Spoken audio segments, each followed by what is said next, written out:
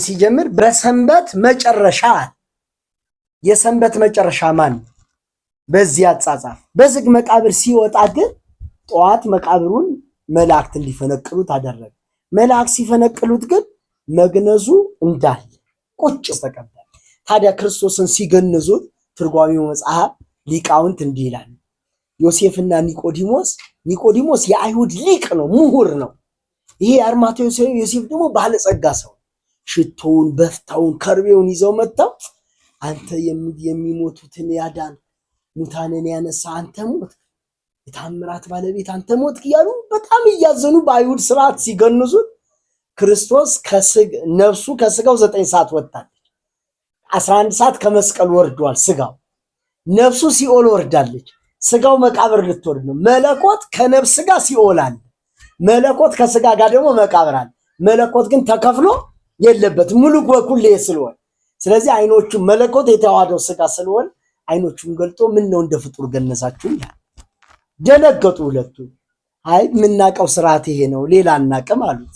በሉ ቅዱስ እግዚአብሔር ቅዱስ ኃያል ቅዱስ ሕያው ዘኢይመውት ዘተወልደ እማርያም እምቅድስት ድንግል ተሳሃለነ እግዚኦ ይቅር በለን እያሉ ነው የገነዙት። ገናዦቹ ተገናዡን ምን በለ ይቅር በለን እያሉ እየለመኑት ነው የገነዙት ማለት።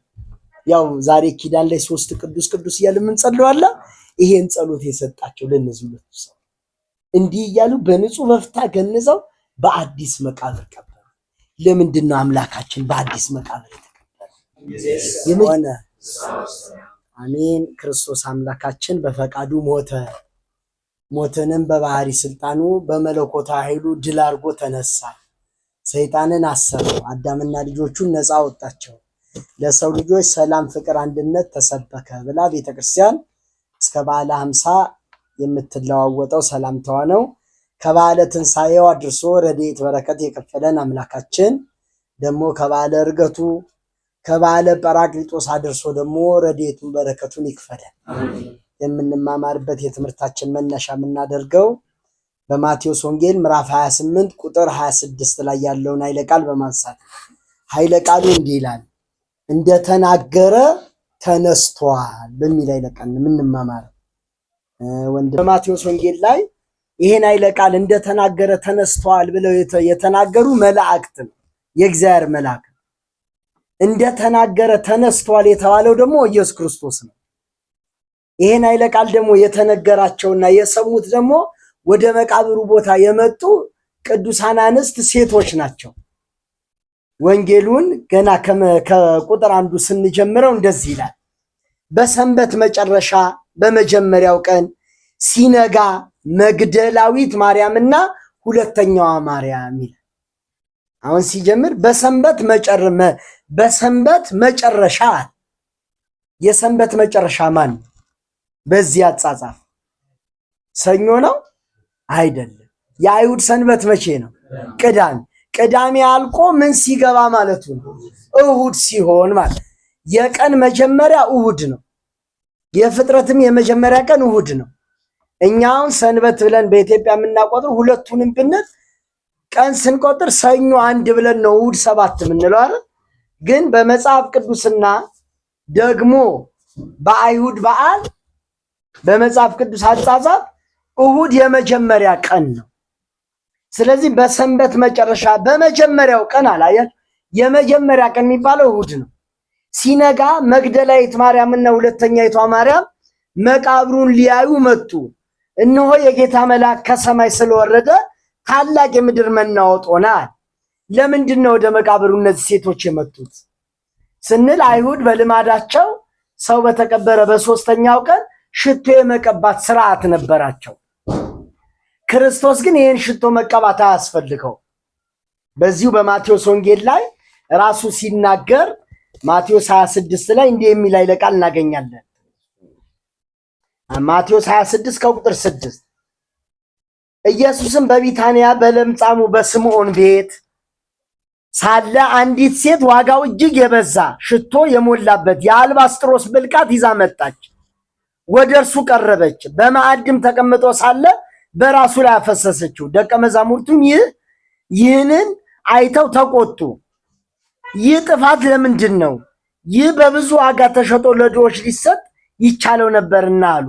ኢየሱስም ይህን አውቆ እንዲህ አላቸው፣ መልካም ሰርታለችና ሴቲቱን ስለምን ታደክሟታላችሁ?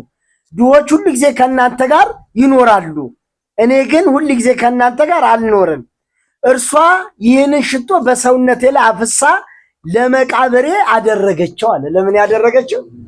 አዎ ሌላ ተራ መቃብር የኔና የእናንተ ሰውነት መቃብር ሽቶ ቢፈስበት ከክፉ ጠረን የተሻለ ጠረን እንድናመጣ፣ የክርስቶስ ሰውነት ግን መፍረስ መበስበስ የለበትም። አቤቱ ቅዱስ መበስበስን ያዘን አትተወውም ተብሎ በዳዊት እንደተነገረ ለመቃብር ያደረገችዋል። በቁሙ ስጋና ነፍስ በተዋህዶ በአንድነት ሳሉ ነው ሽቶ የተቀባው እንጂ የእሱ መቃብር ቦታ የእሱ ቅዱስ ስጋው መቃብር ውስጥ እያለ ሽቶ ተቀብቷል። መቀባት አያስፈልገውም። ለምን? መፍረስ መበስበስ አያገኘውም የእሱ ሰውነት። እችን ለማሳየት ነው እንዲህ አለ። ለመቃብሬ ያደረገችው። እውነት እላችኋለሁ ይህ ወንጌል በዓለም ሁሉ በማናቸውም ስፍራ በሚሰበክበት እርሷ ያደረገችው ደግሞ ለእርሷ መታሰቢያ እንዲሆን ይደረጋል።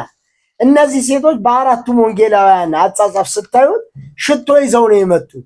ግን ሽቶውን መቃብሩ ላይ አፈሰሱ የሚል ነገር አለ። ለምን?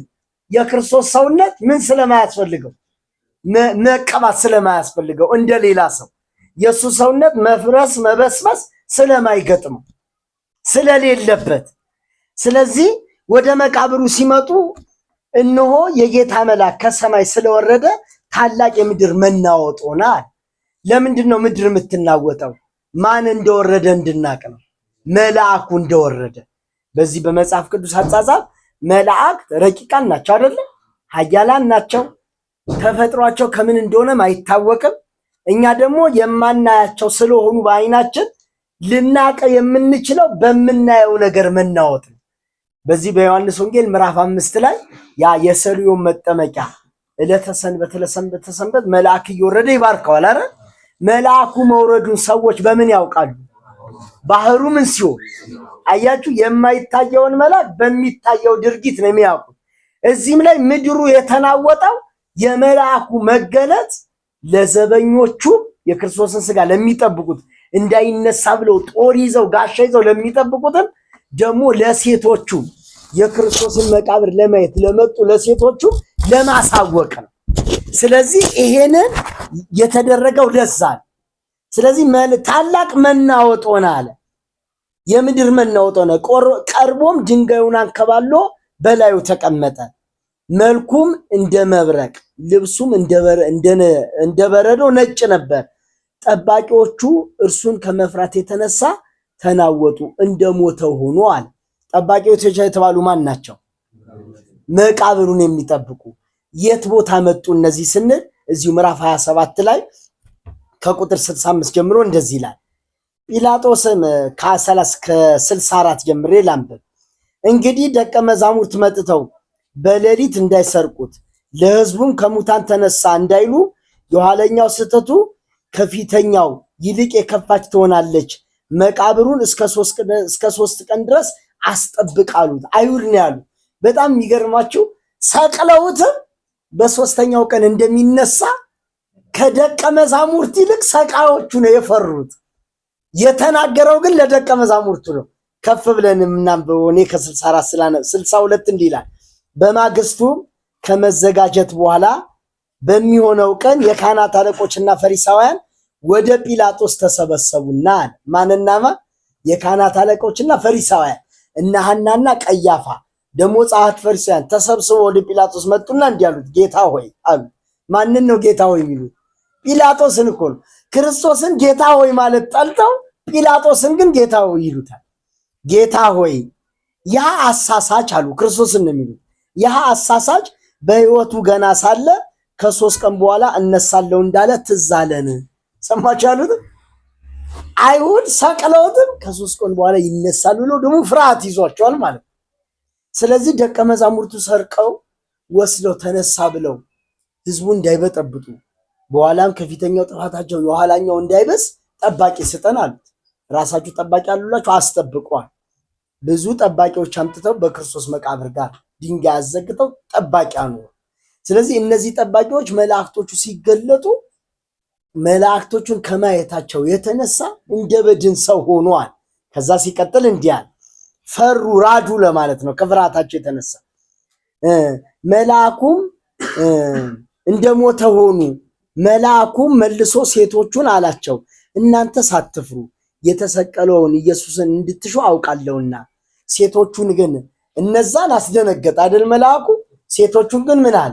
እናንተስ ምን አትበሉ፣ አትፍሩ። እነዛ ሊፈሩ ይገባሉ። የክርስቶስን ትንሣኤ ለማስቀረት ነው የመጡት። እነዚህ ግን ከፍቅር ነው የመጡት። ስለዚህ እናንተ ግን ምን አትበሉ፣ አትፍሩ። እሱ እንደተናገረ ምን ብለዋል? አሁን አርስታችን ላይ የት ቦታ ነው ክርስቶስ የተናገረው? እሱ እንደተናገረ ተነስቷል ያለው መልአኩ ክርስቶስ የተናገረውን የተናገረው። ይኸውላችሁ 36ቱ ቅዱሳን አንስት ሐዋርያት ደግሞ 72ቱ አርድእት በ3 ቀን ይነሳል የሚለውን ረስተዋል። በቃ አይሁድ ግን ይነሳል የሚለውን አስተውለው ጠባቂ አኑረዋል። መልአኩ መጣና እሱ እንደተናገረ የት ቦታ ተናገረ ክርስቶስን? በወንጌል ሁሉም ይህን ጽፈውታል። ከማቴዎስ ግን እንጥቀስ። ማቴዎስ 16 ከቁጥር 21 ጀምሮ እንዲህ አለ። በዚያን ቀን ጀምሮ ኢየሱስ ወደ ኢየሩሳሌም ይሄድ ዘንድ ከሽማግሌዎችና ከካህናት አለቆች ከጻፎችም ብዙ መከራ ይቀበላል፣ ይገደል ዘንድ በሦስተኛው ቀን ይነሳ ዘንድ እንደሚገባው ለደቀ መዛሙርቱ ይገልጥላቸው ጀመር። ክርስቶስ እገደላለሁ በሦስተኛው ቀን ምን እላለሁ እነሳለሁ ብሎ ነግሯቸዋል መልአኩ። ይሄንና እዚሁ ደግሞ ማቴዎስ 17ም ላይ አለ፣ ዮሐንስ ወንጌል ምዕራፍ 2 ላይ አለ፣ እንደሚሞት እንደሚነሳ ነግሯቸዋል። እነሱ ግን ረስተውታል። ስለዚህ መልአኩ ምን አለ? እሱ እንደተናገረ ምን ብለዋል? ተነስቷል አላቸው። ከዛ ሲቀጥል መልአኩ እንዲህ አለ፣ እሱ እንደተናገረ ተነስቷል፣ በዚህ የለም። የተኛበትንም ስፍራ ኑና እዩ፣ ፈጥናችሁ ሂዱና ከሙታን ተነሳ፣ እነሆ ወደ ገሊላ ይቀድማችኋል፣ በዚያም ታዩታላችሁ ብላችሁ ለደቀ መዛሙርቱ ንገሯቸው። እነሆ ነገርኳችሁ። በፍርሃትና በታላቅ ደስታ ፈጥነው ከመቃብሩ ሄዱ። ለደቀ መዛሙርቱም ሊያወሩ ሮጡ። እነሆ ኢየሱስ አገኛቸውና ደስ ይበላችሁ አላቸው። እነሱም ቀርበው እግሩን ይዘው ሰገዱለት ይላል። በዛን ጊዜም ኢየሱስ አትፍሩ፣ ሄዳችሁ ወደ ገሊላ እንዲሄድ ለወንድሞቼ ተናገሩ፣ በዚያ ያዩኛል አላቸው ይላል። ኃይለ ቃሏችን ናት የወንጌል። አሁን እዚህ ኃይለ ቃል ውስጥ እነዚህ ሴቶችን አትፍሩ፣ እሱ እንደተናገረ ተነስቷል፣ በዚህ የለም። ይሄው የተቀበረበትን ቦታ እዩ፣ መግነዙን ለብቻው ጭንቅላቱን ያደረጉበትን ሰውነቱ ሁሉ የተገነዘበትን ምንም ሳይበታተን ዮሐንስ በስርዓት ተቀምጦ ነው የተነሳው። እሱ ሲነሳ ቅድም ወንድማችን በጽሁፍ በዝግ መቃብር ነው። ጠዋት ግን መላእክት መቃብሩን የፈነቀሉት ስጋው በዛ እንደሌለ ስጋና ነፍሱ ተዋህደው እንደተነሳ ጠባቂዎቹም ደቀ መዛሙርትም እንዲያውቁ መልአኩ ምንም ፈንቅሎታል፣ ድንጋዩን። ክርስቶስ ሲሞትም በፈቃዱ ነው፣ የተያዘው በፈቃዱ ነው፣ የሞተው በፈቃዱ ነው፣ መቃብር የወረደውም በስልጣኑ በፈቃዱ ነው። መቃብርንም ደግሞ መግነዝ ፍቱልኝ፣ መቃብር ክፈቱልኝ ሳይል በራሱ ፈቃድ የተነሳ በማን አይል? በራሱ አይል። ምንም አስነሻ አይፈልግም፣ እሱ ረዳት አይፈልግም። መልአክ ድንጋዩን አንከባለሉት ሲባል እሱን ለመርዳት ያደረጉት እንዳይመስለኝ። መላእክት ድንጋዩን ያንከባለሉት ማን እንድናቅ ነው። እኛ የሰው ልጆች ክርስቶስ ምን እንዳለ እንደተነሳ እንድናቅ እንጂ ክርስቶስን ለመርዳት ምንም ያደረጉን ነገር የለም። እሱ ረዳትም አይፈልግም፣ በስልጣኑ ነው የተያዘው። አይሁድ በጉልበታቸው አልያዙትም ሲይዙት። አሁን ወደ መከራው እንምጣና ወደ ትንሣኤው ላይ እንመጣለን። ዮሐንስ ወንጌል ምዕራፍ 18 ከቁጥር 1 እስከ 7 አንብቡት ሙሉ። አይሁድ ሊይዙት በይሁዳ መሪነት የአይሁድ ጭፍሮች ጋሻ ጦር ይዘው ሲመጡ ክርስቶስ ወጣና ማንን ትፈልጋላችሁ አላቸው። ዮሐንስ ወንጌል ምዕራፍ 18 ነው እየነገርኳቸው ያለው ከቁጥር 1 እስከ 7። ማንን ትፈልጋላችሁ ሲላቸው የናዝሬቱ ኢየሱስን አሉት። እሱ እኔ ነኝ ሲላቸው ወደኋላ ተፍገምግመው ወደቁ አለ። ሰምታችሁኛ? ምን ሆኑ? ምን ሲል እኔ ነኝ ወደቁ እንዳለ። ከዛ ተነሱ ደንግጠው ደግሞ መጡና ሁለተኛ ማንን ትፈልጋላችሁ አላቸው። ነው ሲነሱ የናዝሬቱ ኢየሱስን ክርስቶስን እንፈልጋለን አሉ። እሱ እንዲህ አላቸው፣ እኔ አለሁላችሁ፣ እነዚህን ተዋቸው ይሄዱ፣ እረኛው ይያዛል መንጋው ይበተናል ያለው ቃል እንዲፈጸም እነሱን ምንም እንዳያረጓቸው አሰናበተና ራሱ ክርስቶስ ራሱን አሳልፎ ሰጠ። ስለዚህ አይሁድ የያዙት ይሁዳ ስለመራቸውና ጦር ጋሻ ስለያዙ ብቻ ነው። በማን ስልጣን ነው የተያዘው? በራሱ ስልጣን ነው የተያዘው። ደግሞ ያን ሁላ መከራ ሲቀበል ሰው ክርስቶስ የተቀበለው መከራ እንኳን ማየት አውርተን ራሷን ጨርሶ እያንዳንዱ የተቀበላት መከራ ነፍስ ከስጋ ትለያለች። ግን ያ ሁላ መከራ ክርስቶስን ገደለው ይባላል? አይባል። ሲሞትም በማን ስልጣን ነው የሞት? በራሱ። እኔና እናንተ ባንበላ ባንጠጣ ጫን ያለ ስቃይ ቢደርስብን ምን እንሆናለን? ድብን። ክርስቶስ ግን መከራ አልገደለውም። ተጠንቀቁ። መከራውን አግነን እንናገራለን ብለን መከራ ገደለው ይባላል? ይሄ ክህደት ነው የሚሆን። ክርስቶስ የሞተው በማን ስልጣን? በራሱ ስልጣን። ዮሐንስ ወንጌል ምዕራፍ 10 ቁጥር 17 ላይ ነፍሴን ላኖራትም ላነሳትም ስልጣን አለኝ፣ ከኔ ማንም አይወስዳትም። ስለዚህ እሱ መከራ ተቀብሏል እኛን ነፃ ለማውጣት አዳምና ልጆቹን ለመካስ ጽኑ መከራ ተቀብሏል። የመከራው ጽናት ግን ገደለው አንልም። ጊዮርጊስ መከራ ተቀብሏል። የመከራ ጽናት ገድሎታል። አንገቱን ተቆርጧል። እስጢፋኖስ መከራ በድንጋይ ተቆርጧል። የድንጋይ ውግም መወገሩ የመከራው ብዛት ገድሎታል። ክርስቶስን ግን እንደዛ እንላለን? በፍጹም። እሱ የመከራ ብዛት ምን አይለው። የሚሞተው በማን ስልጣን? በራሱ ስልጣን። በራሱ ስልጣን ሞተ። ነፍሱንም ሲያወጣት እዚህ በሉቃስ ወንጌል ደግሞ ምዕራፍ 23 ላይ ምን ይላል? አባት ሆይ ነፍሴን በእጅ አደራ እሰጣለሁ። በራሱ ፈቃድ ነው ነፍሱ ምን ያለችው የወጣችው። እኛ በግድ ነው የምትወጣው ነፍሳችን፣ እሱ ግን በስልጣኑ ነው ነፍሱ ይወጣ።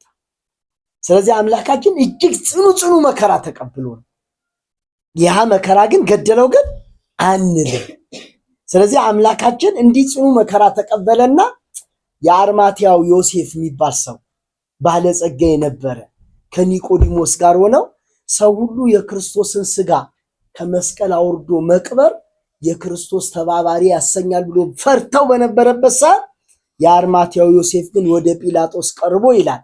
አራቱም ወንጌላውያን ይህን በመተባበር ጽፈውታል። እዚህ ማቴዎስ 27 ላይ ቁጥር 57 ላይ እንዲህ አለ። በመሸ ጊዜ ዮሴፍ የተባለ ባለጸጋ ቁጥር 57 ላይ የባለጸጋ ሰው ከአርማትያስ መጣ። እርሱ ደግሞ የኢየሱስ ደቀ መዝሙር ነበረ። ይህም ወደ ጲላጦስ ቀርቦ የኢየሱስን ስጋ ለመነ። ጲላጦስም እንዲሰጡት አዘዘ። ዮሴፍም ስጋውን ይዞ በንጹህ በፍታ ከፈነው፣ ከአለት በተወቀረ በአዲስ መቃብር አኖረው። መቃብሩንም ደጃፍ ታላቅ ድንጋይ አንከባሎ ሄደ። መግደላዊት ማርያም፣ ሁለተኛይቷ ማርያም መቃብሩን አንጻር ተቀምጠው በዚያ ነበሩ ይላል። አሁን ጌታችን የተቀበረው በምን መቃብር ነው? በአዲስ መቃብር። አራቱም ወንጌላውያን በአዲስ መቃብር፣ ማንም ባልተቀበረበት ያለ ወንጌላዊ ማንም ባልተቀበረበት ማለት አዲስ ነው ያለ በአዲስ መቃብር። ደግሞ እንዲህ ዝም ብሎ መሬት እንዳይመስላቸው አለት ነው። መሬት ቢሆን ተቀብሩ ከኛ ዘመን የሆነ ርቀት ተቀርቦበት ተትቶ ነው እንልና ምክንያት እናበዛለን። እሱ ግን አዲስ ድንጋይ ነው። ያ አለት ምን ተብሎ ተወቅሮ ማለት ተፈልፍሎ በአዲስ ለራሱ ባዘጋጀው የአርማትያው ዮሴፍ በአዲስ መቃብር ክርስቶስ ተቀበረ። ታዲያ ክርስቶስን ሲገንዙት ትርጓሜው መጽሐፍ ሊቃውንት እንዲህ ይላል። ዮሴፍና ኒቆዲሞስ የአይሁድ ሊቅ ነው፣ ምሁር ነው። ይሄ የአርማትያው ዮሴፍ ደግሞ ባለጸጋ ሰው። ሽቶውን፣ በፍታውን፣ ከርቤውን ይዘው መጥተው አንተ የሚሞቱትን ያዳን ሙታንን ያነሳ አንተ ሞት፣ የታምራት ባለቤት አንተ ሞት እያሉ በጣም እያዘኑ በአይሁድ ስርዓት ሲገንዙት ክርስቶስ ነፍሱ ከስጋው 9 ሰዓት ወጣለች። 11 ሰዓት ከመስቀል ወርዷል ስጋው። ነፍሱ ሲኦል ወርዳለች። ስጋው መቃብር ልትወርድ ነው። መለኮት ከነፍስ ጋር ሲኦል አለ። መለኮት ከስጋ ጋር ደግሞ መቃብር አለ። መለኮት ግን ተከፍሎ የለበትም ሙሉ በኩል ስለሆነ፣ ስለዚህ አይኖቹ መለኮት የተዋሃደው ስጋ ስለሆነ አይኖቹን ገልጦ ምን ነው እንደ ፍጡር ገነዛችሁ ይላል። ደነገጡ ሁለቱ። አይ የምናውቀው ስርዓት ይሄ ነው ሌላ አናውቅም አሉት። በሉ ቅዱስ እግዚአብሔር ቅዱስ ኃያል ቅዱስ ሕያው ዘኢይመውት ዘተወልደ እማርያም እምቅድስት ድንግል ተሳሃለነ እግዚኦ ይቅር በለን እያሉ ነው የገነዙት። ገናዦቹ ተገናዡን ምን በለ ይቅር በለን እያሉ እየለመኑት ነው የገነዙት ማለት ነው። ያው ዛሬ ኪዳን ላይ 3 ቅዱስ ቅዱስ እያልን የምንጸልዋላ። ይሄን ጸሎት የሰጣቸው ለነዚህ ሁለቱ ሰው እንዲህ እያሉ በንጹህ በፍታ ገንዘው በአዲስ መቃብር ቀበሩ። ለምንድን ነው አምላካችን በአዲስ መቃብር የተቀበረ? የመጀመሪያው ምክንያት መቃብሩ አዲስ ማንም ያልተቀበረበት ከአለት የተወቀረ ድንጋይ እንዲሆን ክርስቶስ የፈቀደበት ምክንያት አይሁድ ትንሣኤውን እንዳያስተባብሉ ለመቃብሩ ጠባቂ አኑረዋል አይደለ? ደግሞ አልተነሳምን ብለው እንደሚያስተባብሉ ስለሚያውቁ ደግሞ ተነስቷል ደግሞ የሚለዋል ተነስቷል፣ ግን የተነሳው የአንዱን ቅዱስ አጽም ነክቶ ነው ብለው ደግሞ ክርስቶስን አቅም እንደሌለው በሆነ ነገር እርዳታ የተነሳ ነው እንዳይሉ ማንም ባልተቀበረበት በአዲስ መቃብር ምናል ተቀበረ። ምን ምስክር አለ ለዚህ ካላችሁ ሁለተኛ ነገሥት ምዕራፍ 13 ከቁጥር 20 እስከ 23 ላይ ያለ ታሪክ አለ። አይሁድ ነው ያውቁት። ኤልሳ ነብዩ ኤልሳ ከ15ቱ አበይት ነቢያት ዋናው ነው። ኤልሳ ታላቅ ነብይ ነው። በእስራኤል 15 አበይት ነቢያት አሉ። በመጽሐፍ ቅዱስ ትምህርት እንጠቅላላ በሃይማኖት ትምህርት ከነዚህ 15ቱ አበይት ነቢያት አንዱ ኤልሳ ነው። ይሄ ኤልሳ ከሞተ ከብዙ ዘመን በኋላ ተቀብሮ እስራኤላውያን ሌላ ሰው ሞቶባቸው ሊቀብሩ ሲሄዱ ሶርያውያን ደግሞ ሊወጓቸው ሲመጡ ሬሳውን ጥለውት ሮጡ። እነሱ ያ የተጣለው ሬሳ የወደቀው የኤልሳ አጽም ላይ ነበር። አፈፍ ብሎ ተነሳ። ምን ሲነካው? የኤልሳ አጽም ሲነካው ተነሳ። አሁን ይሄ ሙት ለመነሳስ የኤልሳ አጽም ረድቶታል አልረዳውም? አሁን ክርስቶስ ግን በአዲስ መቃብር የተቀበረው ሰው ሁሉ የሚቀበርበት ቦታ ቢቀበር አዎ ተነስቷል። ግን እሱ አንዱን አጽም ማናቀው ቅዱስ አጽም ነክቶ ነው የተነሳው ይሉ ነበር አይደል? ይሄን ምክንያት ለማጥፋት ምን ባላለ መቃብር ተቀበረ? ሰው ባልተቀበረበት በአዲስ መቃብር ተቀበረ። አንደኛ ይሄ። ሁለተኛ ደግሞ በአዲስ መቃብር የተቀበረው ከጊዜ በኋላ በእኔ ሞት እናንተ አዲስ ህይወት ታገኛላችሁ ሲል በክርስቶስ ሞት አይደል ህይወት ያገኛል? የሱ መሞት የኛ ምናችን ህይወታችን። ሰው አባቱ ሞቶበት ያዝናል፣ ይደሰታል። የኛ ግን የክርስቶስ ሞት ግን የኛ ምንድን ደስታችን ነው። ጠልተነው ነው። ሞቱ የኛ ጥቅም ስለሆነ ነው። አያ የሱ ሞት የኛ ህይወት ነው። የሱ መሞት የኛ ደግሞ መኖር ነው። ስለዚህ በአዲስ መቃብር የተቀበረው አዲስ ህይወት እሰጣችኋለሁ ሲል አምላካችን። ስለዚህ በአዲስ መቃብር አይሁድ ቀበሩት። ጸሐፍት ፈሪሳውያን አይሁድ ስላችሁ ኒቆዲሞስና ዮሴፍ ዘአርማትያ በአዲስ መቃብር ጀመሩ። አንድም አዲስ ህገ ወንጌል መሰረትኩላችሁ። ወንጌል በደም አይደለ የጸናቸው? ብሉይ ኪዳንም በደም ነው የጸና። ሲመሰረት ደም ተረጭቶ ነው ብሉይ ኪዳን። አዲስ ኪዳንም በማን ደም ነው የተመሰረተችው? በክርስቶስ። እንኩ ይህ ስለእናንተ የሚፈስ የአዲስ ኪዳን ምን ነው? ደሜ ነው ብሎ ነው የሰጣቸው አይደል? ስለዚህ በዛ ደም እቺ አዲስ ህይወት እንደምትመሰረት ሲያጠይቅ አዲሲቷን ህገ ወንጌል ሰጠዋችሁ ሲል በአዲስ መቃብር ተቀበረ። ታዲያ ክርስቶስን እንዲገንዘው ከቀበሩት በኋላ በስንተኛው ቀን ተነሳ? መቼ ተቀብሮ መቼ ተነሳ? 3 ቀን ያላቸው ዓርብ 11 ሰዓት ዓርብ፣ ከዛስ ቁጠሯ ቅዳሜ 3 ቀን እንዴት ነው የሚሞላው? አሁን ሁሉ ይጠይቃል ይሄን አይደለም። በተለይ በመሐመዳውያን በኩል ያሉ 3 ቀን ለማለት 72 ሰዓት መምጣት አለበት። ለአንድ ቀን ስንት ሰዓት አለ? 24 አይደል? ለ2 ቀን ለ3 ቀን እሱ ዓርብ ከሞተ ቅዳሜ ማታ ተነስቶ እንዴት 3 ቀን ትላላችሁ ይላሉ። እኔ እነሱን አይደለም ግን አልኳችሁ። እስቲ በሉኝ አይዟችሁ እንዴ። እሺ እኮ ቁጠራ እኔም አንተ ደፍረህ ተናገር፣ ሃይማኖታዊ ምስክር ነው። እሺ እሺ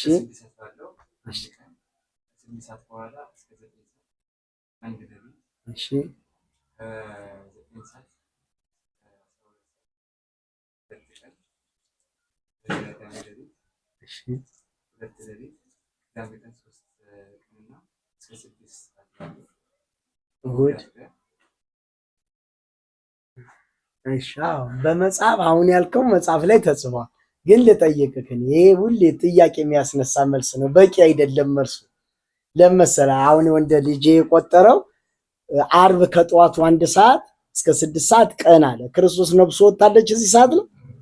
አንድ ጠየቅኩ ማለት ክርስቶስ እዚህ ሰዓት ላይ ተቀብሯል? አልተቀበረም። እሺ ከ6 ሰዓት እስከ 9 ሰዓት ክርስቶስ ሞቷል? 9 ሰዓት ነው የሞተው። ከ6 ሰዓት እስከ 9 ሰዓት ተቀብሯል? ታዲያ ሐመ ወሞተ ወተቀብረ ወተንሥአ እሙታን አመ ሣልስት ዕለት እኮ ነው ያለው። ታዲያ ሳይቀበር እንዴት እንዲያርገው ቆጠርከው? መጽሐፍ ቆጥረዋል። ልክ ነህ። ከራሱ አላመጣም። እሺ እሱ ስተተኛ ነው እያልኳቸው አይደለም። አዎ ትርጓሜው ላይ ተጽፏል። ግን ሁሌ ጥያቄ የሚያስነሳ መልስ ነው። እንደዚህ አይደለም የሚቆጠረው ለማለት ነው። እሺ ታቀነዋለህ። በቃ አይዟቸው። እኔ እንዲህ እንትን ልል አይደለም። እሺ ይሄኛው ተጽፏል። ይሄን ስትናገር ግን የበለጠ እየተጠየቅ መልስ ነው የምታጣው። የሁላችሁ የሚቆጠረው 3 ቀን እንዴት ነው ሲባል በእኛ ሀገር ባህል ነው የምንቆጥረው፣ በአይሁድ ባህል ነው። በቃ በመጽሐፍ ቅዱስ አቆጣጠር ነው የምንቆጥረው። ክርስቶስ የተያዘው ሐሙስ ነው አርብ ነው የተያዘው? መልሷል። ሐሙስ ነው የተያዘው። የሁላችሁ ለእኛ ሀገር ስትቆጥሩ ሐሙስ እያላችሁ ነው። መጽሐፍ ቅዱስ ግን ክርስቶስ የተያዘው አርብ ማታ ነው። እንዴ ይሄ ሰውዬ ቀኑ እንዴት እንዳትንዳ ለመጽሐፍ ቅዱስ ቀን ነው የሚቀድመው ማታ ነው። ማታ ነው። አረ ኦሪት ዘፍጥረት ምዕራፍ 1 ጀምራችሁ እግዚአብሔር በመጀመሪያ ሰማይና ምድር ፈጠረ። ምድርም ባዶ ነበረች፣ ውሃም ከምድር እስከ ሰማይ በጥልቁ ነበረ። ማታም ሆነ ጠዋትም ሆነ ስንት ቀን ምን ቀድሞ ማታም ሆነ ጠዋትም ሆነ ይልና ምን ቀን ከዛ በሁለተኛው ቀን እግዚአብሔር ጠፈርን ፈጠረ። ማታም ሆነ ጠዋትም ሆነ ሁለተኛ ቀን ይላል። ከዛ ደግሞ 3ኛ ቀን ማክሰኞ ነው። ምድር ባዶ ነበረች፣ አትክልቱን እጽዋቱን እነዚህን ውጡ ሲላቸው ወጡ። ማታም ሆነ ጠዋትም ሆነ 3 ቀን ምኑ ይቀድማል ማለት ነው? ማታ። ያችሁ ክርስቶስ እኛ ምሴተ ሐሙስ ብለን ስለምናከብር ሐሙስ ተያዘ ነው የምንለው። ሐሙስ ከተያዘ ሐሙስ ተይዞ ቀኑ ማታ ተይዞ አርብ ጠዋት አቀርበው ቅዳሜ እንደገና ልንል ነው ማለት ነው። አርብ ልንል ነው መልሰን አይደለም። የአርብ ጨለማው ይቀድማል። አርብ ማታ ያዙትና ይሄ መሐላ አናቱን ያለ ፍርድ 305 ጊዜ በእርጥብ እንጨት ሲቀጠቅጡት አድረው በጠዋት እየጮሁ ጲላጦስ ጋር መጡ። የአርብ ቀኑ ሳይሆን የሚቀድመው ምኑ ነው? አርብ ማታ ያዙትና አርብ ጠዋት ለፍርድ አቀረቡት ማለት ነው። አሁን በእኛ ሀገር እንቁጠር ካላችሁ አሁን ማታ ቤታችሁ ስትገቡ ቴሌቪዥንም በሉ ሬዲዮ ምሽት ላይ ዜና የሚያነብ የእሑድ ምሽት ዜና ይላል እንጂ የሰኞ ምሽት ይላል? በእኛ ሀገር የምንድን ነው የሚባል? እሑድ። አሁን በእኛ በመጽሐፍ ቅዱስ እሑድ ቀኑ ነው የሚቀድመው ጨለማው። አሁን የተኛንባት ዛሬ ያደርንባት ሌሊት የማን ሌሊት ናት? የእሑድ ናት። አሁን የመጣ የማን ነው? የእሑድ ቀን። ልክ 1 ሰዓት ሲሞላ አሁን በኋላ ማታው ሲጀምር የማን ማታ ነው? የሰኞ ማታ። ጨለማ ነው የሚቀድመው። ስለዚህ ክርስቶስ መቃብር የወረደው ዓርብ ዕለት 11 ሰዓት ነው። 11 ሙሉ 12 ሙሉ ከዛ 1 ሰዓት ነው። ዓርብ ቀን 2 ሰዓት ናት መቃብር የገባባት። ያቺ 2ቷ ሰዓት የማን ሰዓት ናት? የዓርብ ሙሉ ዓርብ ተብላ ነው የምትቆጠረው። ሰዓትነቷ የማን ስለሆነ? የዓርብ ስለሆነ። ከዛ ምሽት ገባ አይደለ? 1 ሰዓት ብሎ ሲጀምር የቅዳሜ ማታ ገባ ማለት። ከዛ ሲነጋ የቅዳሜ ቀን መጣ። ቅዳሜ ደግሞ ልክ 1 ሰዓት ሲመጣ ማታ አለቀና የማን ማታ ገባ? የእሑድ። ስለዚህ ዕለት ብለን ነው የምንቆጥረው። ሐመ ወሞተ ወተቀብረ ወተንሥአ እሙታን አመ ሣልስት ዕለት። ስለዚህ ዓርብ ማታ ተያዘ፣ ዓርብ ጠዋት ፍርድ ቀረበ። ዓርብ ቀን ላይ ነፍሱን ከስጋው በፈቃዱ ለየ። ዓርብ 11 ሰዓት ላይ መቃብር ወረደ። 11 እና 12 ሰዓት 2 ሰዓት መቃብር ላይ አድሮ ያቺ 2ቷ ሰዓት የዓርብ ቀን ናት። ለምን ሲባል መዓልት ይስቦ ለሌሊት ወሌሊትን ይስቦ ለመዓልት። ያቺ 2ቷ ሰዓት የዓርብን ሙሉ ሰዓት ወስዳ 1 ቀን ትባላለች። የቅዳሜ ማታው አለ፣ የቅዳሜ ጠዋቱ አለ፣ እሱ ራሱን ችሎ 1 ቀን። እሑድ 6 ሰዓት አይደል የተነሳው በሌሊቱ። የእሑዱ 6ቱ ሰዓት ደግሞ የሚመጣውን 6 ሰዓትና የቀኑን ሙሉ ሰዓት ወክሎ እሑድ ይባላል። 3 ቀን የሚባለው አቆጣጠሩ በዚህ ትክክለኛ።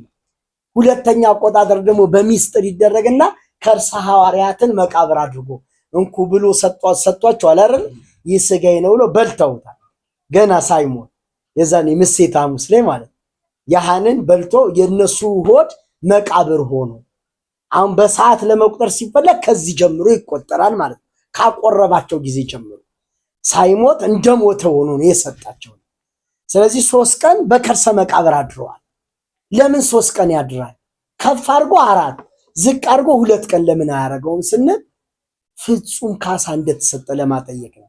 ለምን ሲባል ለአዳም ለስጋ ለኛ ለስጋ ለነፍስ ለደመ ነፍስ ፍጹም ካሳ እንደሰጠ ለማጠየቅ 3 ቀን በከርሰ መቃብር አድሯል። ሰው 2 ነፍስ ነው ያለው። አንዲቷ ደመ ነፍስ አለች፣ ሰው የሚገላ አደጋም የሚገለን ማለት ነው። ደግሞ የማትሞት ዘላለማዊ ነፍስ አለችን የለችን?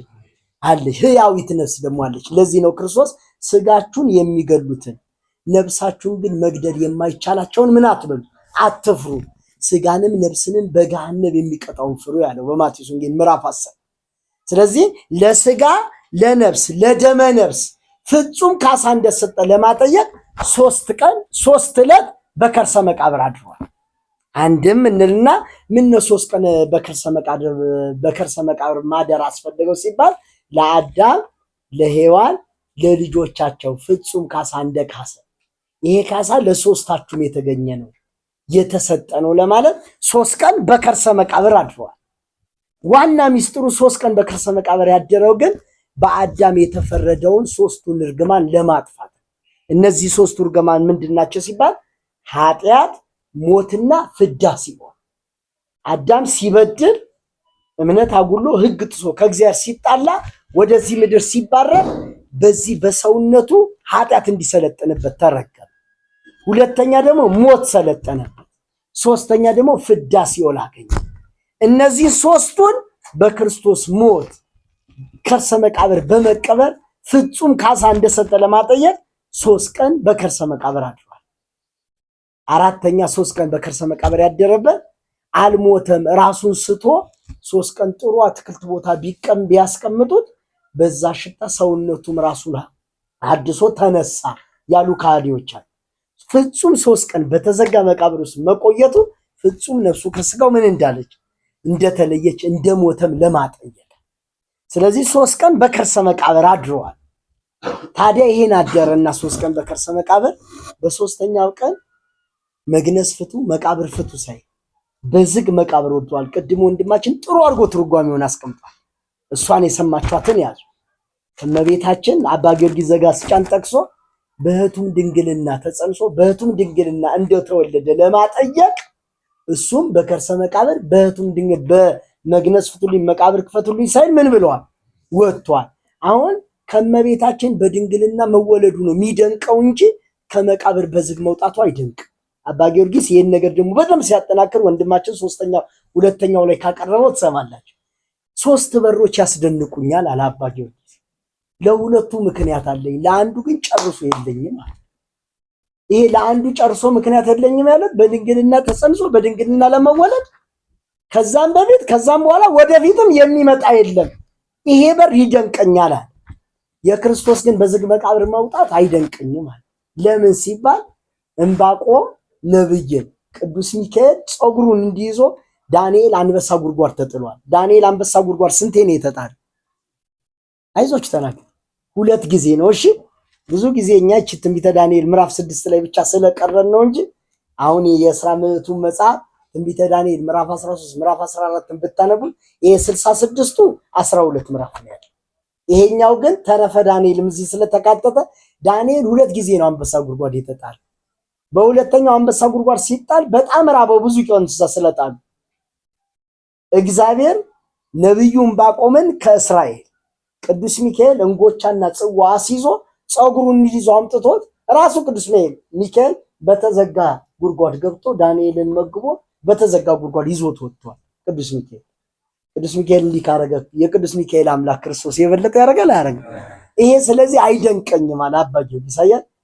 የእመቤታችን ግን በድንግልና ተጸንሳ በድንግልና መውለድ ግን ይሄ እጹብ ድንቅ ብቻ ነው። በቃ ማንም ቢል ምሳሌ የታጣለት።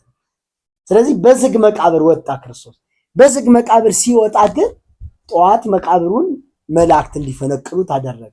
መላእክት ሲፈነቅሉት ግን መግነዙ እንዳለ ቁጭ የራሱ የሌላም ሰውነቱ የተገነዘበትን ቅዱስ ዮሐንስ ይህን ሲያስቀምጥ እንደዚህ ይላል። ላንብብላችሁ ዮሐንስ እንዴት አድርጎ እንዳስቀመጠው። የዮሐንስ ወንጌል ምዕራፍ 20 ከቁጥር 1 ጀምሮ። ከሳምንቱ በፊተኛው ቀን መግደላዊት ማርያም ገና ጨለማ ሳለ ማልዳ ወደ መቃብሩ መጣች። ድንጋዩን ከመቃብሩ ተፈንቅሎ አየች። ሮጠችም ወደ ስምዖን ጴጥሮስና ኢየሱስን ይወደው ወደ ነበር ኢየሱስ ይወደው የተባለ ዮሐንስ ወንጌላዊ ወደ ነበረው ወደ ሌላኛው ደቀ መዝሙር መጥታ ጌታን ከመቃብር ወስደውታል፣ ወዴት እንዳኖሩት አናውቅም አለች። ስለዚህ ጴጥሮስ ሌላኛውም ደቀ መዝሙር ወጥተው ወደ መቃብሩ ሄዱ። ሁለቱም አብረው ሮጡ። ሌላኛው ደቀ መዝሙር ከጴጥሮስ ይልቅ ፈጥኖ ወደፊት ሮጠና አስቀድሞ ከመቃብሩ ደረሰ። ዝቅ ብሎ ቢመለከት የተልባ እግሩን ልብስ ተቀምጦ አየ፣ ነገር ግን አልገባም። ስምዖን ጴጥሮስ ተከትሎ መጣ፣ ወደ መቃብር ገባ። የተልባ እግሩን ልብስ ተቀምጦ አየ። ደግሞም በራሱ የነበረው ጨርቅም ለብቻው በአንድ ስፍራ ተቀምጦ እንደነበረ እንጂ ከተልባው እግር ልብስ ጋር ተቀምጦ እንዳልነበረ አየ ይላል። ክርስቶስ መግነዙን ትቶ ነው የተነሳው። ለምንድን ነው መግነዙን ትቶ የተነሳው? እናንተም ነገ በትንሣኤ ዘጉባኤ ይሄ የምትለብሱት ልብስ ምን አይላችሁ አያስፈልጋችሁም ሲል መግነዙን በመቃብር ትቶ ተነሳ። አንድም እንደተነሳ ለማጠየቅ መግነዙን በምን ትቶ ተነሳ? በመቃብር ትቶ ተነሳ። ዋና ደግሞ መግነዙን በመቃብር ትቶ የተነሳበት አይሁድ ተሰረቀ ብለው ሊያወሩ ነው አይደለ? ወደ ማቴዎስ 28 ላይ ተሰረቀ ነው ያሉ፣ ተነሳ አላሉ። ሰው ሬሳ ሲሰርቅ መግነዝ ፈቶ ነው የሚሰርቀው? ከናካቴ ሁሉ ነው ይዞ የሚሄድ። እነሱ አይደል እንዳልተሰረቀ እንዲታወቅ መግነዙን እዛው ትቶላቸው ተነሳ። ይሄን ለማጥፋት አምላካችን መግነዙን በዛ ትቶ ተነሳ። እናንተም በትንሣኤ ጊዜ እንዲህ የሚፈርስ የሚበሰብስ ሰውነት አይኖራችሁም። በጨርቅ የምትሸፍኑት ሰውነት አይደለም፣ በጸጋ እግዚአብሔር የሚሸፈን ሰውነት ነው ያላችሁ ለማለት መግነዙን በዛ ትቶ ተነሳ። እችን እንትን ለአንድ ጥያቄ ልጠይቃችሁ። ሰሞኑን ጊዜ አንዳንድ ማህበራትም እየጠየቀ በቲክቶኩም በምኑም ሰው ብዙ እየተናገረ ነው። አምላካችን ሲነሳ ትንሣኤውን መጀመሪያ የገለጠው ለማን ነው? ተናገሩ እኮ ሴቶች እነማ? የትኞቹ ሴት? እመቤታችን ትንሣኤውን ከነሱ በፊት ነው ያየችው ማለት የበድ ክብሯን ይገልጣል እንዴ? እሷ እኮ ወላዲት አምላክ መባል ነው በቃ ክብሯን የሚገልጠው አይደል? ለእናቱ ስላልታየ መጀመሪያ ስህተት ነው ያሰኛ። መጀመሪያ የተገለጠው ለመግደላዊት ማርያም ነው። በቃ መጽሐፍ ቅዱስ አራቱም ወንጌላውያን የነገሩን ለማን ብለው ነው? አይ ለመግደላዊት ማርያም እኮ የተባለው ምናምን ብለው ሌላ ማስተባበያ አምጥቷል። አሁን ለእመቤታችን ተገለጠ መባሉ ለመቃወም አይደለም። አንዳንድ ጊዜ በአንዳንድ በትርጓሜ ሊኖር ይችል ይሆናል። ግን አስራው መጽሐፍ ይሄ ነው አባት መጽሐፍ አይደለ? ዋናው ለማን ነው ያለው? ለመግደላዊት ማርያም። ለምን ለሷ ተገለጠ? አያችሁ፣ ውድቀት በሔዋን መነሳት በእመቤታችን ሆነ አይደለ? የውድቀት ምስራች ደግሞ በሷ በኩል እንደመጣ በሴቷ በኩል ደግሞ እንዲሄድ ለመግደላዊት ማርያም ነው የተገለጠ። በአራቱም ወንጌላውያን ላይ ለመግደላዊት ማርያም እንደተገለጠ ነው የሚናገረው። ዮሐንስ ግን ሲጽፍ ለየት አድርጎ ጽፎታል። እናንተ ይሄንን ተመራመሩ እሺ፣ በማህበር መነጋገሪያ ርዕስ ይሆናችሁ። ማቴዎስ ወንጌል ምዕራፍ 28 ላይ መግደላዊት ማርያም ክርስቶስን አይታ እግሩን አቅፋ ሰግዳለች አልሰገደችም? ቅድም ሳነብላችሁ ደንግጠው ይላል በታላቅ ፍርሃትና ደስታ ከመቃብሩ ወጥተው ሮጡ፣ ለሐዋርያት ሊናገሩ ሄዱ። ኢየሱስም አገኛቸውና ሰላም ለእናንተ ይሁን እኔ ነኝ እዩኝ አላቸው። እግሩን ይዘው ምን አሉለት? አሁን ወንጌላውያኑ አራቱንም ወንጌል ነው ማንበብ ያለባቸው። ማቴዎስ ሲጽፍ ይኸውላችሁ ማቴዎስ 28 ላይ መግደላዊት ማርያምና ሌላኛይቷ ማርያም ወረደና ቁጥር 10 ላይ ኢየሱስም አገኛቸውና ደስ ይበላችሁ፣ እነርሱም ቀርበው እግሩን ይዘው ሰገዱለት ይላል። ማርያም መግደላዊት እግሩን ይዘዋለች አልያዘችው?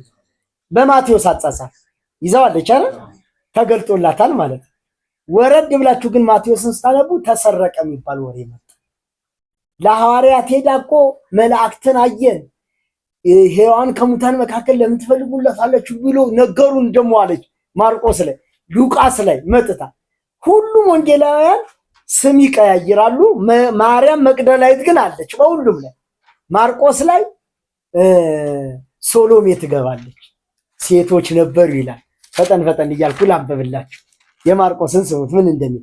ከሳምንቱ በመጀመሪያ ቀን ማልዶ በተነሳ ጊዜ አስቀድሞ 7 አጋንንት ወይ ከፍ ብሎ ነው ያለው። 7 አጋንንት ላወጣላት ለመግደላዊት ማርያም ታየ ይላል። እርሷም ሄዳ ከእርሱ ጋር ሆነው ለነበሩ ሲያዝኑ ሲያለቅሱ ሳሉ አወራችላቸው። እርሱም ሕያው እንደሆነ ለእነርሱም እንደታየ ሲሰሙ አላመኑም ይላል። ቆይ ማን ሴቶቹን ላንብብ። ሰንበት ካለፈ በኋላ መግደላዊት ማርያም፣ የያዕቆብ እናት ማርያም፣ ሶሎሜ መጥተው ሊቀቡት ሽቶ ገዟል። አሁን ማርቆስ ሲጽፍ ማቴዎስ መግደላዊት ማርያምና ሌላኛይቷ ማርያም አለ አይደል? ማርቆስ ደግሞ ይቺ ሌላኛይቷ ማርያም የተባለችው የያዕቆብ እናት ማርያም ብሎ ጠቀሳል። ሌላ አዲስ ሴት ግን ማን አለ? ሶሎሜ አለ። ሉቃስ ደግሞ ሲጽፍ ብዙ ሴቶች ናቸው ይላል፣ ግን ስማቸውን አንዲት ሴት ለየት አድርጎ ደግሞ ያስገባል። የሉቃስን ደግሞ ስሙ በ24 ላይ ነገር ግን ከሳምንቱ በመጀመሪያው ቀን ያዘጋጁትን ሽቶ ይዘው ከእነርሱ ጋር አንዳንዶች ወደ መቃብር እጅግ ማልደው መጡ። ድንጋዩ ከመቃብሩ ተንከባሎ አገኙ። ገብተውም የጌታ የኢየሱስን ሥጋ አላገኙም። እነሱም በዚያ ሲያመነቱ እነሆ 2 ሰዎች የሚያንጸባርቅ ልብስ ለብሰው ወደ እነሱ ቀረቡ። ፈርተውም ፊታቸውን ወደ ምድር አቀርቅረው ሳለ እንዲህ አሏቸው፣ ሕያውን ከሙታን መካከል ስለምን ትፈልጋላችሁ? ተነስቷል እንጂ በዚህ የለም። የሰው ልጅ በኃጢአተኞች እጅ አልፎ ሊሰቀል በሦስተኛው ቀን ሊነሳ ግድ ነው እያለ ገና በገሊላ ሳለ ለእናንተ እንደተናገረ አስቡ፣ ቃሎቹን አስቡ። ከመቃብሩም ተመልሰው ይህንን ሁሉ ለ11ዱ ለሌሎቹም ሁሉ ነገሯቸው። ይህንንም ለሐዋርያት የነገሩት መግደላዊት ማርያምና ዮሐና ማን ተጨመረች እዚህ ላይ? ዮሐና፣ የያዕቆብ እናት ማርያም፣ ከእነሱም ጋር የነበሩ ሌሎችም ሴቶች ነበሩ። ዮሐንስ ግን ሲጽፍ አንድ መግደላዊት ማርያም ብቻ በሌሊት መጣ ጌታን ወስደውታል አለች። ወስደውታል የሚባለው ወሬ ኬት የመጣ ነው? ይታያችሁ እዚህ ላይ ተነስተዋል ብላ ሌሎቹ ተነስተዋል ማለቷን ተናግረው፣ ዮሐንስ ግን እንደዛ አድርጎ ጻፈ። ይታያችሁ ወስደውታል፣ ወሬ ፈቷት ነው። አትንኪኝ ይላታል አይደለዛ እታ አትንኪኝ አላት፣ ጠልቷት አይደለም። ተነስተዋል የሚል የመላእክትን ምስራች ሰምታ እግሩን ይዛ ሰግዳ እንደገና ተሰረቀ የሚል ወሬ ስትሰማ ደግሞ ተሰረቀ ማለት ጀመረ። ተግሳጽ ነው አያል ሲገስጻት ነው አትንኪ። እና እናንተም ወንጌሉን በደንብ አድርጎ ማየት ያስፈልጋል ለማለት ነው። እሺ ያው መከራውን የተወሰነ አየን፣ ትንሳኤውን አየን። ቅድም ደግሞ ወንድማችን ዛሬውን በዓል ተነገረን አይደል? ዳግማ ትንሳኤ ዳግመኛ ሞቶ ነው ክርስቶስ። ምን ማለት ነው ታዲያ? በዝግ ቤት በምላት ሐዋርያት ባሉበት ቀን በቀን ይገለጣል። ቀን በቀን ለአንድ ለሁለት ለሶስት ቀን በቀን ይገለጥ። በሳምንቱ ግን በመጀመሪያ ሐዋርያት በዝግ ቤት ሳሉ ተገለጠ አይደል? ማን አልነበረ? የዛን የተነሳ ቀን። በሳምንቱ ደግሞ ቶማስ ባለበት መጣ። ዳግማ ትንሣኤ ማለት ዳግመኛ ተነሳ ለማለት ብለን ዳግመኛ ለማን ለሐዋርያት ሙሉ ሐዋርያት ጉባኤያቸው ባሉበት የተገለጠ ለማለት። ስለዚህ መጀመሪያ ሲገለጥ እፍ ብሎ ጸጋ መንፈስ ቅዱስን ሰጥቷቸዋል። ከ50 ቀንም በኋላ ደግሞ ምን ብሏቸዋል? ሰጥቷቸዋል። እነዚህ ንባባት በጥንቃቄ ሆናችሁ ነው ማንበብ ያለባችሁ። እሺ መጽሐፍ ቅዱስ ወንጌል ሁሉ መልስ ራሱ ላይ አለ። ሰው ግን ዝም ብሎ በሌለ ባለ ነገር ሲሟገት ይውላል። እኛ ረጋ ብለን ካነበብ ነው የአባቶቻችንን ትርጓሜ መጽሐፍት ካየን ወደ መልሱ መምጣት እንችላለን። አንችል ትርጓሜ ባናገኝ እንኳን መጽሐፍ ቅዱስ ራሱ ሊመልስ ይችላል አይችል። እኛ ግን ረጋ ብሎ ማንበብ ልማት ይኖረን ማለት ነው። እሺ ያስተማረን የመከረን የቅዱሳን አምላክ እግዚአብሔር ረድኤቱን በረከቱን በማይበራችን ያፍሰስ፣ ማይበራችንን ያስፋል፣ የትንሣኤውን በረከት ለሁላችን ያድል። አንድ ግጥም እሱ ሲሞት እሱ ሲነሳ እኛ ሞትን ብሎ ሄኖክ የገጠመውን ግጥም ታስታውሳላችሁ አይደል? የእሱ ትንሣኤ የእኛም አብሮ መነሳት ነው እንጂ ይሄ ባለ 50 ደግሞ ብዙ ክርስቲያን የሚወድቅበት ነው አይደለም? ነው አይደለም? ይታያችሁ እንደው ባለ 50 ባልመጣ የሚሉ ብዙ የሚያለቅሱ ክርስቲያኖች አውቃለሁ። በድብቅ ሌሊት ሙሉ የሚሰግዱ ክርስቲያኖች አሉ። ወጣች የኛ እንደኛ ጓደኛው በጣም ጾር የሚበዛባቸው። ስለዚህ ሰውነት በጣም ስለሚፋነን ጾም የለም ብላችሁ እንዳትለቁት ማለት ነው። እሺ አደራችሁ። ብዙ ክርስቲያን ባለ 50 ከጥቅሙ ይልቅ ጉዳቱ በዝቶበታል። ድራሹ ነው የሚጠፋው። በቃ ያዘው ነው። ስለዚህ የኛ ሰውነት ደግሞ ብዙ ካገኘ ብዙ ያታግላል አይደል? ስለዚህ ትንሳኤው ትንሳያችን እንዲሆን ባለ 50 ሞታችን እንዲሆን ማን መጠበቅ ያስፈልጋል? ራሳችን መጠበቅ ያስፈልጋል። ያስፈልጋል። የዛ ሰው